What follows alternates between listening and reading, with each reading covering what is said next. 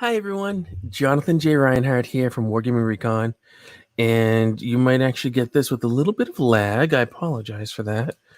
We are, I we are, I'm doing this first live stream since the pandemic coffee breaks ended, actually, and I've been thinking about this for a while, and I thought maybe it might be a good idea to do a live stream. I know some people had wanted the pandemic coffee breaks to come back, and I enjoyed doing them, but doing them daily was so difficult to really just try to make it work, to get all the time, because it ended up being a full show basically every single day. And to get that in, and then to make it work with all my work and everything, it was really tricky to get that to happen. And so, as I had to do more and more work at home and more video production for work at home, those just kind of had to die down. But then I thought, well, why can't we do something maybe weekly? And so I just spur of the moment decided to put this together and to do this. So if you're watching live, please leave a comment below to let me know that you're watching live. And today I just want to share some cool hobby stuff and gaming stuff that I've gotten, things that have come in, some cool stuff that I found, stuff that may be of interest for you. So I want to begin with a package that just came the other day for me, and actually a couple days ago, and I think you might appreciate this. So I am a fan of Star Wars, as you may know, and I happened to get in an eBay auction for, as my camera cuts in and out, sorry, as I got in this vintage Luke figure from, although it doesn't look like Luke, but Luke figure in Hoth gear, complete with his weapon. Getting them with the weapons is always tricky to make sure that they're complete and everything. They didn't always come with their stuff. So it's really cool to have this. I'm a collector of these sort of things. Just really neat to have this kind of stuff. So I wanted to share that I got this. I got them for a good price. Joints are nice and tight. Coloration is pretty decent. So just kind of cool to have this. And I want to share some other cool gaming stuff that has come. And I want to say also that if those of you watching like this, I think this is worth doing on a weekly basis. I'll try to get this happening maybe on Friday nights. We can do this at maybe a little bit earlier, like an 8 o'clock time. Do for half an hour, 45 minutes maybe, to kind of just get together and hang and chat and things like that. So I want to share that I've been getting more into, and this surprised me that I would say such a thing, but Dungeons and Dragons, and for my kids, really. So I had ordered this set, which you can't see until I pull it back. There we go. No, you still can't. My goodness. I got the camera in a different spot. It is the Icons of the Realms starter set, which it's just not showing you. I'm having all sorts of stream problems today. You can tell it's been a while. There you go. Sort of. We'll be working on this if we do this more often. I'm using a virtual green screen just because sometimes it's a pain to set up the actual green screen. But if I did the actual green screen, this wouldn't be a problem. So got this. It has some cool figs, which are over here. I'll show off. Now, those of you who play role-playing games are probably already familiar with this. And I have no idea what these figs are supposed to be. But as he falls. So, and he's green, which doesn't help. So we got him. We got a dwarf-looking person. We have, I don't know, someone with a firebomb kind of thing. And we got, you know what? I'm just taking the green screen off because this is annoying me. So it's not going to look as professional, but it's annoying me that you can't see stuff. So we're just going to go ahead and do that. Okay. So it's not going to look all fancy and cool, but you'll actually be able to see stuff, which is more important. So we have this guy. and I have no idea what he is. And that's looking a little fuzzy there on the screen. So let's fix that.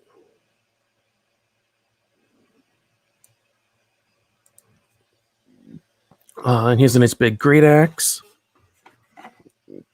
And then we have a ranger, maybe someone with a bow and arrow.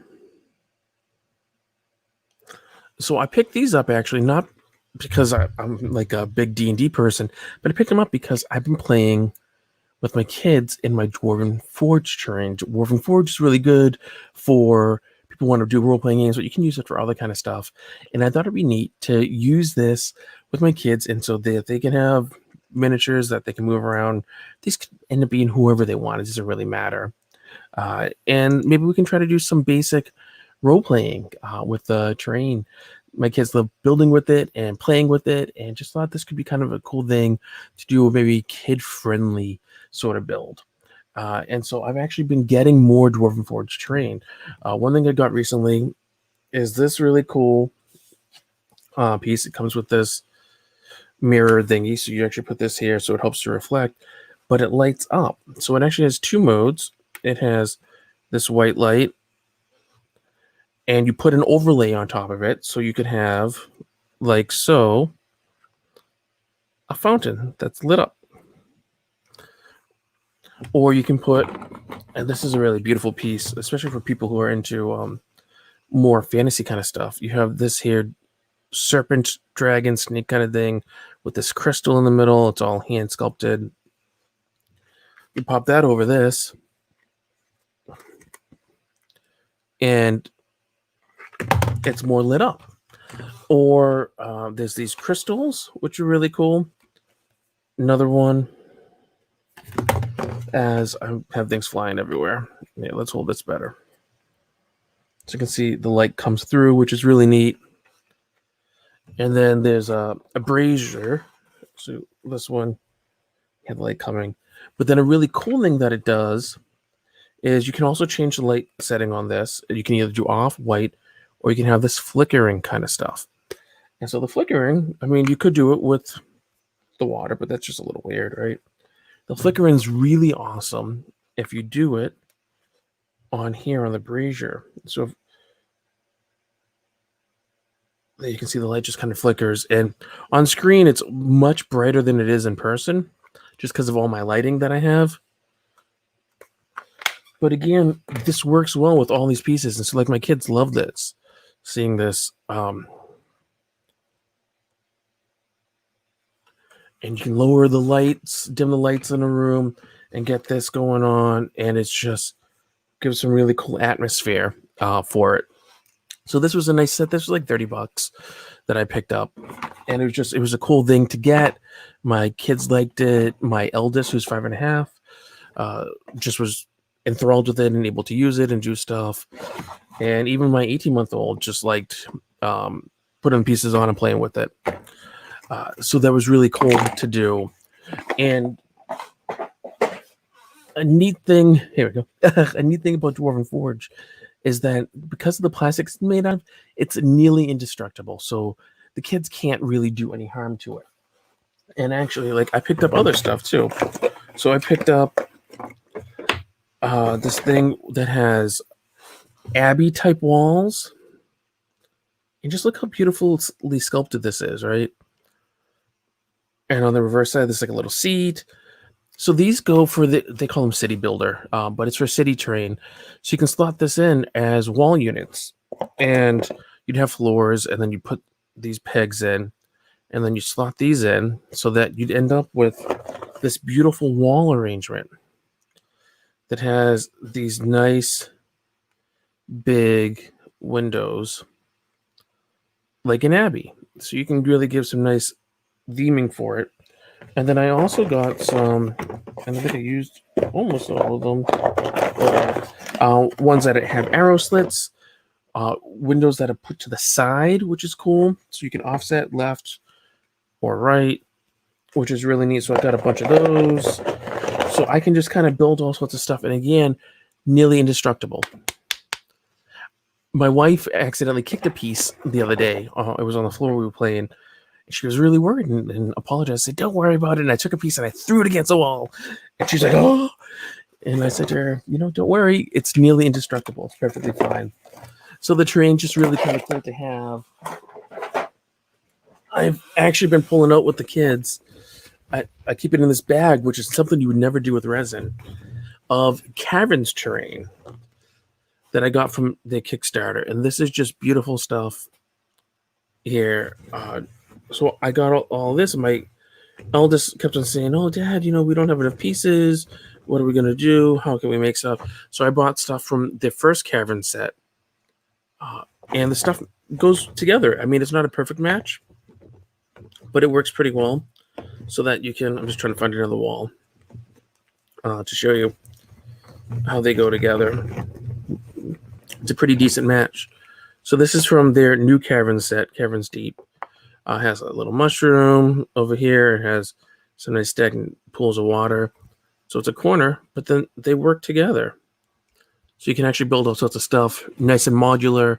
You can do all sorts of neat builds. I picked up a cool door pack for it. So it has a slime, that's one. They just slide in. There's a portcullis that kind of goes in with pointy walls. There's I'm trying to see. There's so many pieces. Just trying to see what else I can find quickly in here. It's like boarded up walls. Here we go. This is actually really pointy. So this just kind of slots in. And it can stop in 3 different levels, depending on where the minis are, for what kind of death and doom you want. Are they going to escape or are they not? There's pieces that have... this is actually a really cool one, if I can get my hands on it. It's a wall that doesn't look like a wall. It's looks like... Well, it's a wall. Let me rephrase that. It's a door that doesn't look like a door. It looks just like a stone wall. Let's see if I can get my hands on that for you while I'm digging around. Just regular doors here, which are cool. They open up, give you some nice play with stuff. There's these beautiful corner pieces that have some nice green on them to kind of fit in. Those are fun to build with. My kids love those. And of course, you know when I'm trying to find... See, that's the thing with doing this live, because it's not planned. I can't get my hands on the exact piece that I want to show you. But that's okay. Because maybe some other time I can show it to you if we are interested in doing this and making it a more common occurrence, perhaps. To really kind of have things planned out and give you notice so you can plan when you want to come and what we're going to do. A cool thing that some of the I have with some pieces are these floor pieces. So it looks just like a regular floor, especially in a build you wouldn't notice, but it pops out. So there could be a trap underneath, it can be something else. You can actually put on a regular floor. You can take the insert and use it as rough terrain. So that would be really cool. So those are kind of a neat thing to have as well in there. Geez, there's just so many pieces in here. And the ones I want, they're just not here. I mean, they're in the bag, everyone, but I literally cannot get my hands on them. Which is just, that's funky beyond belief. And short of dumping them all on the table and having you go, oh, we can't hear, which would be awful. That would, yeah. So a lot of these, especially the newer pieces, they have magnets on the bottom, which is neat. So if you're going to do a build, you can actually build. The company sells, they call them terrain trays. They have a metal in the middle, but you can just use, here we go. You can just go ahead and use cookie sheets if you want. So here we go. So here's the wall, right? One side's like that. One side's like this. Nice stalactites going. But then it's actually a door. Isn't that neat? So it's a cool thing. You can have this when you build in a cavern or a dungeon, and then bam, it opens up, or there's a trap or something for people to find. I love these pieces. I know this stuff isn't cheap, and like I got a chunk of it in the Kickstarter that I backed for them, and then that's how I got the bag, which is really cool, and that's how I got this amazing D20 right here. Just a beautiful piece. Dwarven Forge is just really neat stuff to have and to use, and they're doing a push towards wargamers, which is neat. I've also been really into castles again. So this is one of my favorite books from when I was a kid, Castle by David Mccauley, and it's beautifully illustrated, shows layout for castles and places that are just really cool, and it shows how a castle is built. One of the things I loved about this as a kid, and I'm just trying to find the page, is it kind of gave me my ideal castle layout, concentric design here of castles. And this is a fictional castle, but inspired by many, many, many, many real castles. And it's a thing I love. And it turns out you can get access to this digitally. A lot of local libraries have it digitally. So check with your friendly local library through a service called Hoopla. And there's an animated film, really, that kind of goes with this. And the film's on there, too. So that's really neat. Fun thing to look at and to watch. And so I've been enjoying rereading the book.